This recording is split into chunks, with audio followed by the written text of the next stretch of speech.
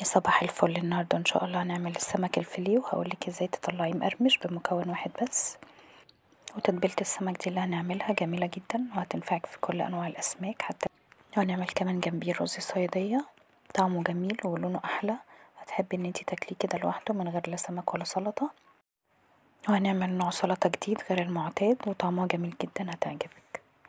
بس قبل ما ابتدي معاكم الفيديو، انا اسمي منى. لو عجبك الفيديو متنسينيش باللايك والشير وفعل الجرس عشان يوصلك كل فيديوهاتي. معنا هنا سمك فيليه والتتبيلة دي هتمشي مع اي نوع سمك. وعصير ليمون، انا استخدمت ليمونتين عشان كمية السمك مش كتيرة. والتوابل هقولك عليها بعدين. دي هنا كزبرة انا مقطعاها، سامحيني عشان انا ما جبتلكيش الكزبرة والفلفل والثوم صحيح. دي حبة كزبرة، ده الورق بس انا مقطعه بالسكينة. وده توم، فصوص توم على قد كمية السمك، انا فرماه طبعا وشايلاه في الفريزر. والفلفل الاحمر ده انا بجيبه وبفرمه وبشيله في الفريزر برضو. انت عشان تجيبي الحاجة وتفرميها هتجيبي قرن فلفل رومي، وهتجيبي فصوص توم وكزبرة الورق بتاعها وتفرميهم وتحطي عليهم التوابل، معلقة كزبرة معلقة كمون، والكزبرة والكمون هنا معلقة كبيرة، ودي نص معلقة شطة حسب الرغبة، والملح دي معلقة، انتي برضو على حسب ما تحبي حط الحاجة قد ايه. هنحط هنا التوابل على الحاجات اللي هنفرمها طبعا في الكبة او هتدوقيها في الهون، وهنحط عليه عصير الليمون ومعلقة زيت صغيرة. بعد كده بقى هنقلب المكونات دي كلها مع بعض. انا هنا طبعا قبل ما اعصر الليمون كنت شايلة البذر بالسكينة، فما تقلقوش انا ما بعصرش البذر مع الليمون. هخلص بقى الكمية كده كلها وبعد كده هقلب الحاجات دي كويس اوي بالمعلقة عشان الملح والتوابل تدوب في التتبيلة. وبعد كده بقى هتبل السمك وهسيبه كده لمدة ساعة، او لو انتي حابة تسيبيه زيادة براحتك، يعني ما تكتريش بس الملح عشان ما يحدقش معاكي. هتبلها زي ما انتي شايفة كده بالشكل ده، تخلي السمك يبقى واخد من التتبيلة كلها.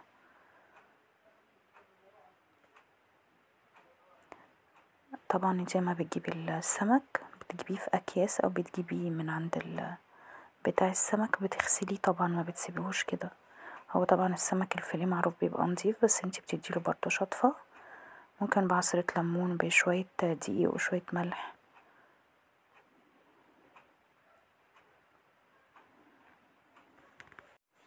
انا خلاص كده خلصت، وهبتدي بقى احطه في العلبة دي وهغطيه وهسيبه في التلاجة كده ساعة، بالذات لو في الصيف طبعا هتسيبيه في التلاجة. عقبال بقى ما يتبل الساعة دي هنروح نعمل الرز والسلطة، وبعد كده نحمر السمك.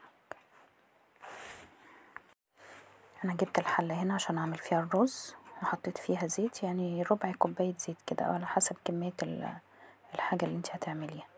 انا حطيت 3 بصلات كبار وفرمتهم في الكبة، نعمتهم، بس انتي تقدري تخليه يبقى خشن شوية عشان هيشرب منك زيت كتير، انا عشان نعمته فشرب مني زيت كتير.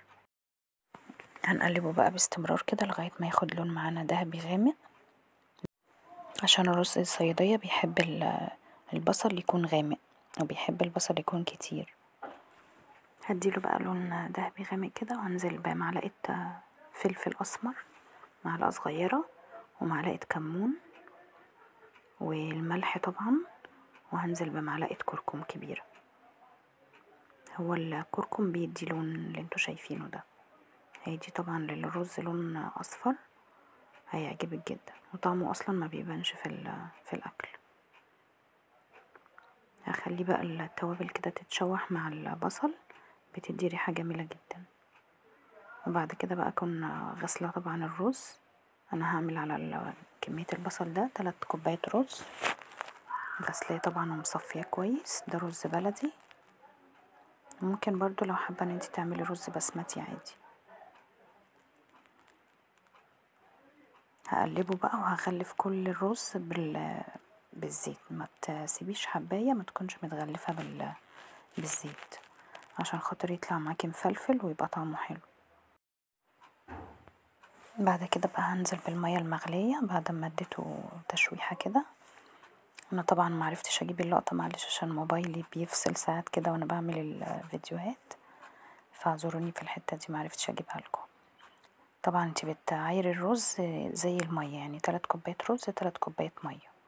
انا هنا طبعا بعد ما غطيته وسبته خد غلوة بتقلبيه، بتجيبي اللي من تحت فوق عشان خاطر يبقى الرز كله سوا واحد، وبعد كده هتغطيه وتنقليه بقى على نار هادية خالص تبقى شمعة كده، او لو عندك الشياطة ممكن تحطيها تحت الحل عشان يستوي على نار هادية.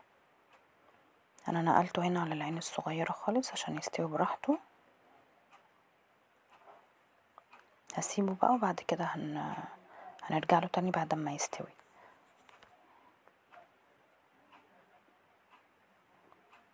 هو كده استوى زي ما انتوا شايفين، والله انا ما زودتوش ميه زي ما انا قلتلكوا. عملت 3 كوبايات رز و3 كوبايات ميه. انتي ممكن بس لو حسيتي ان هو محتاج ميه ولا حاجه، عشان كل رز برضو على حسب نوع الرز، في رز بيشرب ميه كتير وفي رز دوبك بيتظبط على قد الكميه. مفلفل وجميل جدا. هنعمل بقى السلطه اللي قلتلكوا عليها، ده قرن فلفل ودي طماطمية وده فلفل حراق حسب الرغبة وده فصين توم. والثوم هنا ما بيبانش على فكرة خالص، ولا الطعم ولا الريحة، هو بيدي بس نكهة حلوة للسلطة. ودي ليمونية وملح وكمون. هنفرمهم بالشكل ده في الكبة. انتي لو حابة تزودي الكمية شوية، انا كنت هنا مكترة الفلفل عن الطماطم، فانتي ممكن تعملي قطيتين على قرن الفلفل، عشان كده هي الطماطم مش باينة قوي، بس والله كان طعمها جميل. كده خلاص هي خلصت وجاهزة للأكل. هنروح بقى عشان نحمر السمك. انا هنا بعد ما عدى عليه الساعة هحاول بقى ان انا انزل التتبيلة دي وهحفره بالدقيق مرة كده ومرتين عشان خاطر يبقى مقرمش. بقى في الدقيق هديله طبقة وبعد كده هسيبه يعرق في الدقيق ويشرب الدقيق، وبعد كده هديله طبقة تانية عشان خاطر الدقيق هو اللي بيخليه مقرمش طبعا وبيبقى طعمه جميل. انا هنا بحاول ان انا بشيل التتبيلة من على السمك عشان خاطر طبعا التتبيلة دي بتتحروق في الزيت، فانتي حابة تسيبيها براحتك. والطبقة دي بديله بعد طبعا لما بيكون شرب الدقيق وعرق بالشكل ده. اخلص بقى الكمية كلها، هنديله طبقتين دقيق زي ما قلتلك، لو حبيتي تديله 3 طبقات براحتك برضو، هو عامة مش هيضر. اهم حاجة بس بعد ما تديله الطبقات تنفضيه كويس قبل ما تنزليه في الزيت.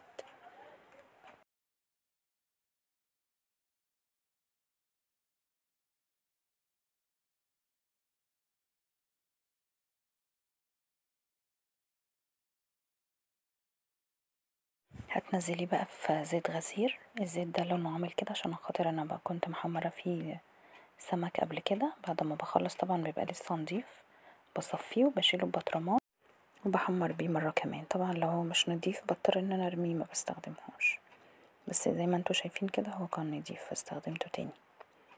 هديله بقى، هنزل طبعا في زيت غزير زي ما انتوا شايفين، ويكون سخن ما يكونش بارد، عشان خاطر لو بارد السمك هيبقى معاكي طري مش هيديكي القرمشة اللي انتي عاوزاها. هتنزلي بيه بقى كده في الزيت، وبعد كده اول ما تلاقيه اتشمع معاكي هتبدأ ان انتي تقلبيه بقى بالشوكة. انا كل شوية طبعا بقلبه، كل ما الوش ياخد لون بقلبه على الوش التاني، ما بسيبهوش ياخد مرة واحدة اللون اللي انا عاوزاه، كل شوية بقلبه، كل ما بيتشمع بقلبه عشان يبقى كله، يبقى السمك واخد الناحيتين واخد نفس اللون.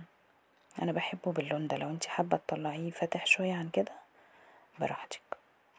هتخرجيه بقى على ورق مناديل يا اما على مصفى عشان بس يصفي الزيت كله، بس انتي لو خرجتيه على مناديل يدوبك بس اقل من دقيقة على الناحيتين، وبعد كده تشيليه من على المناديل عشان ما يطرش معاكي.